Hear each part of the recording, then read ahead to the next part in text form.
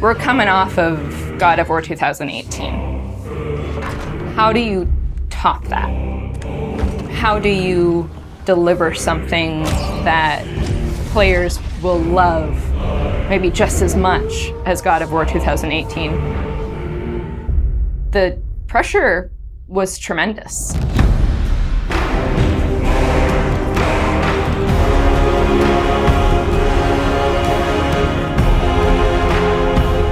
My name is Ariel Angelotti, and I am the senior producer for Narrative. My name is Richard Gobert. I'm the story lead for God of War Ragnarok. I'm Jody Kupsko, and I'm the supervising dialogue designer. It's my job to shape the story along with our writing team, our narrative director, and game director. As a producer, it's my job to help build a team to create that content, to own the schedule in realizing that content. I oversee the dialogue production throughout the entire titles. Every line of dialogue that you hear, every human vocalization and effort and grunt, our team touches. So I'm a man now, like you? No. We are not men. We are more than that. The responsibility is far greater. In the story of God of War 2018, we find Kratos seemingly having turned over a new leaf in the Norse lands. He lives a quiet life, hidden in the woods with his wife Faye and their son Atreus.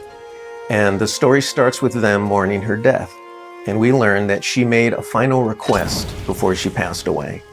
She wanted them to spread her ashes from the highest peak in all the 9 realms.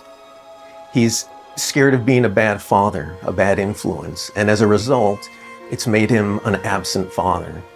His greatest fear is that he's passed that evil that's inside of him onto his son. You are too quick to temper. You are rash, insubordinate, and out of control. This will not stand. You will honor your mother and abandon this path you have chosen. It is not too late. They befriend Freya, who is an exiled Vanir goddess who used to be married to Odin. They meet Mimir, the self-proclaimed smartest man alive, who serves as their guide and their confidant. And they meet the Holdra brothers, Brock and Sindri, who are world-class weaponsmiths who end up their main source of upgrades and equipment.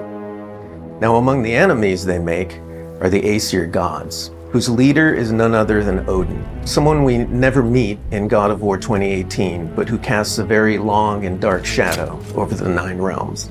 There are consequences to killing a god! Why? How do you know? How do you know? After many adventures, Kratos and Atreus end up fulfilling Mom's wishes, and over the course of that journey, they find out more about each other and about themselves, and finally find a common ground between them. They become the close family unit that Faye hoped that they would become.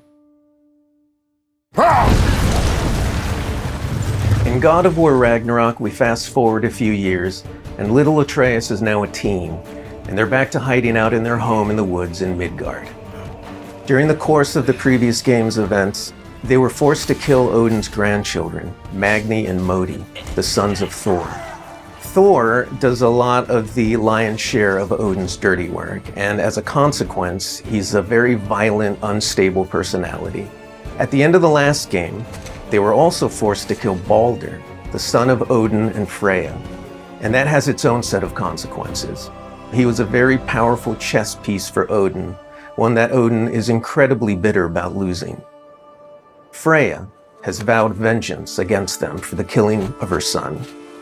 Kratos and Atreus didn't want to kill him, they were friends with Freya, but Baldur tried to kill her in front of them, and Kratos had no other option in the moment but to kill him to save Freya's life, even though it meant losing Freya's friendship.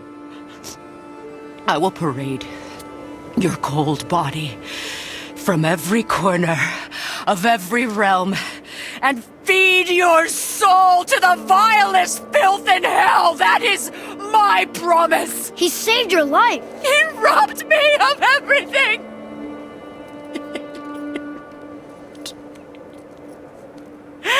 Everything. His death is also foretold to bring about Fimbulwinter, which is a brutal 3-year winter that is then followed by Ragnarok. It's an apocalyptic war between all the Norse gods, the giants, the dwarves, and the elves, and an army of the dead. They're all destined to fight in a battle that basically ends the world. Kratos is understandably worried about his son and what it means for him.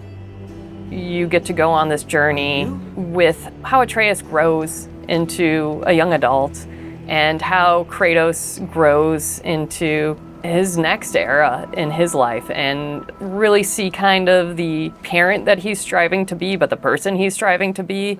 I find that tale so incredibly relatable. We had started shooting plenty of content before the pandemic hit. In fact, the week before we all went work from home, we were doing a shoot. I remember being on and off that set, running back to the office and having to talk to studio leadership about what was going down and how this was going to impact us moving forward. And those were trying times. For us, it was a very unique challenge because we had to bring in actors and we had to record them. And so we had to look at different ways of adapting our typical motion capture process and dialogue recording process so we can continue production and continue at the quality that we wanted for our players and our fans. We had some actors stand in for other characters, actors who were already, who were like core to one of the scenes, might just be able to play a background character in another scene to be able to avoid a situation where too many people were on set on any given day. We avoided compromising the story that we were trying to tell as a result of the pandemic and these limitations that we had to deal with. There were no cinematics that we changed. We still have the same characters in them in the final game. We just had to get a bit creative with how we shot the content. Our actor for Atreus, Sonny, is a teenage boy, and his voice changed dramatically throughout the several years on this title. I don't want to fight anyone. I just want answers. We had to go in and even out that performance so it sounds like it took place over a short period of time. That was a unique challenge on this one. The prophecies say Fimbulwinter leads to Ragnarok. War is coming. Whether the Norse saga was going to be a trilogy or just 2 games was something we debated a lot. There were obviously pros and cons for either approach. So we waited for Cory Barlog to weigh in, and he did, and he said, let's do it in 2. The consequence to that is, how do you wrap up this story in one game and do Ragnarok justice? How do we lead up to that and then have a big moment at the end of the game and wrap up all those loose threads? This game is bigger than what we initially envisioned. There's a lot of important story moments that we needed to cover. There are more characters that we follow the threads of. And ultimately, it ends up feeling big and epic because there is a lot there for people to enjoy. I am very excited for folks to see this final chapter. A lot happens. We put our characters through the ringer, but we also bring them closure and we provide answers to a lot of the questions the first game posed. Just all of the new combat that we're doing and the new interactions. There's a lot of stuff that's happening in this title that I think people are going to have fun with. We all have our own personal Ragnaroks to deal with. And this story is about how you process that, how you own it, and how you make it a part of yourself and grow from it. I mean, we set some stuff up.